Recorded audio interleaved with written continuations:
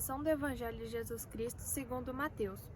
Naquele tempo disse Jesus aos seus discípulos: Em vosso caminho anunciai, o reino dos céus está próximo. Curai os doentes, ressuscitai os mortos, purificai os leprosos, expulsai os demônios. De graça recebeste, de graça deveis dar. Não leveis ouro, nem prata, nem dinheiro nos vossos cintos, nem sacola para o caminho, nem 2 túnicas, nem sandálias, nem bastão, porque o operário tem direito ao seu sustento. Em qualquer cidade ou povoado onde entrardes, informai-vos para saber quem ali seja digno. Hospedai-vos com ele até a vossa partida. Ao entrardes numa casa, saudai-a. Se a casa for digna, desça sobre ela a vossa paz. Se ela não for digna, volte para vós a vossa paz. Se alguém não vos receber nem escutar vossa palavra, sai daquela casa ou daquela cidade e sacudi a poeira dos vossos pés. Em verdade vos digo, as cidades de Sodoma e Gomorra serão tratadas como menos dureza do que aquela cidade no dia do juízo. Palavra da salvação. Meus irmãos e minhas irmãs, paz e bem. No Evangelho de ontem nós começamos a escutar o capítulo 10 de São Mateus, aonde Jesus faz um segundo de formação dos discípulos. Hoje, na continuação desse discurso, Jesus vai dar as indicações para como devem se comportar aqueles que foram escolhidos como seus apóstolos, enviados. A palavra apóstolo quer dizer isso, recordemos-nos, mas que isso vale para todos nós. Isso são as características que o Senhor quer em nós, seus discípulos. É uma série.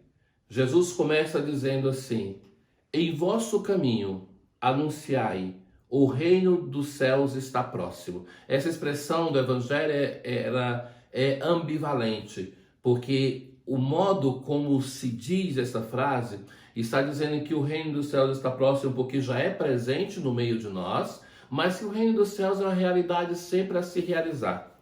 Como entender esse já e ainda não? Então, o fato de o Verbo ter se encarnado, Deus ter se tornado um de nós, quando Jesus anuncia o Evangelho com gestos, com palavras, os milagres que ele faz, muitas vezes no Evangelho, Jesus vai dizer: se faço isso, é porque o reino de Deus já chegou. Mas o reino de Deus é uma realidade, por isso eu dizia ambivalente, porque de algum modo é já presente em nosso meio. É presente em nós quando nós nos reunimos como comunidade, quando nós celebramos, quando anunciamos o reino de Deus, quando somos capazes de gestos de amor, de doação, de solidariedade, é porque o reino de Deus já está presente.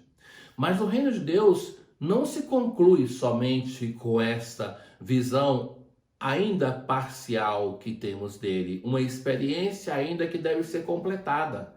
Então o reino de Deus é alguma coisa que ainda vai se completar, que ainda está em caminho. Então por isso já e ainda não. Então a primeira coisa que Jesus manda os seus discípulos anunciar é que o reino dos céus está próximo. Jesus continua que os discípulos devem curar os doentes, ressuscitar os mortos, purificar os leprosos, expulsar os demônios. A segunda coisa. Então, o reino de Deus que é anunciado não somente com palavras, mas também com gestos, como fez Jesus. Então, os gestos que nós fazemos demonstrar que o reino de Deus está presente é vencendo o sofrimento, o mal da vida do nosso povo, dos nossos irmãos e irmãs. A terceira recomendação de Jesus é aquela da gratuidade. De graça recebestes, de graça deveis dar. A gratuidade que ele experimenta. Jesus nunca fez do anúncio do reino de Deus como um modo de acumular bens para eles. E nem autorizou os seus discípulos a fazer isso. Estejamos atentos. Quando nossos interesses vão para o acúmulo dos bens deste mundo, ainda que seja pelo nome de Deus, alguma coisa não é verdadeiramente cristã aqui. Alguma coisa está faltando. Alguma coisa não é coerente com o Evangelho do Reino de Deus. Então, Jesus chama os seus discípulos a uma gratuidade. E isso é muito presente, é detalhado. Vejam que o anúncio do Reino de Deus, Jesus resume em uma frase. Agora, quando trata da gratuidade, é a parte mais longa do Evangelho.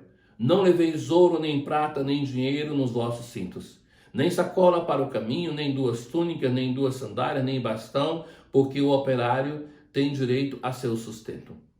Então, não leveis, porque o sustento não é a propriedade que nós temos, mas sim o fato de que o povo de Deus, através do seu povo, vai dar ao missionário a possibilidade de ter aquilo para viver com dignidade, mas não acumulando bens para essa terra. O desprendimento e a gratuidade é o primeiro sinal e testemunho de vida que deve dar quem trabalha para o reino de Deus. Em qualquer cidade ou povoado onde entrardes, informai-vos para saber quem ali seja digno. Hospedai-vos com ele até a vossa partida. Então, é interessante que o Mestre Jesus se preocupa conosco, se preocupa com os seus discípulos que partem.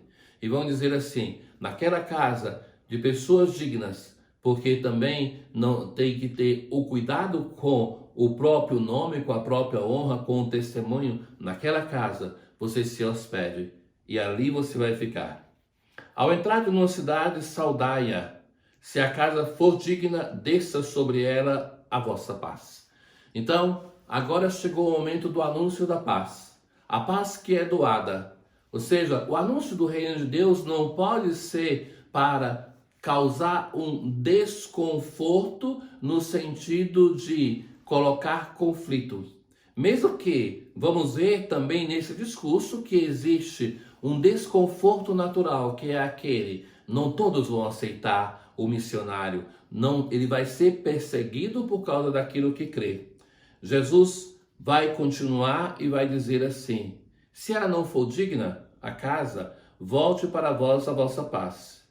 Se alguém não vos receber, nem escutar vossa palavra, saí daquela casa ou daquela cidade e sacudi a poeira dos vossos pés. Essa é uma expressão típica semítica, um gesto de sacudir a poeira dos pés para dizer, não tenho nada a ver com isso. Eu fiz o meu trabalho, que foi anunciar, e vocês que não aceitaram. Não ser aceito, isso é parte da história do evangelizador. Jesus não foi aceito por todo mundo. Nós que lemos o evangelho com poesia e cremos nisso, mas não foi, não é verdade isso. Jesus teve grande rejeição. Então também não pretendamos nós de ter um destino diferente. É justamente pela coerência e por anunciar o evangelho que não é nosso, mas que é de Jesus, que isso vai provocar rejeição. A tendência de anunciar o evangelho doce, que não perturba a ninguém, pode ser aquilo que seja o grande erro de tantos evangelizadores, de sacerdotes, de religiosos, religiosas, de catequistas, de agentes de pastoral. Não anunciemos o nosso evangelho, mas anunciemos o evangelho de Jesus. E este evangelho de Jesus muitas vezes não vai ser acolhido até mesmo por pessoas de igreja. Mas que nós não podemos moldar o evangelho para ser um evangelho doce para agradar a todo mundo. Porque o evangelho que é confiado a nós é o evangelho que alguém, o Senhor Jesus, morreu, deu a vida para anunciá-lo de um modo coerente.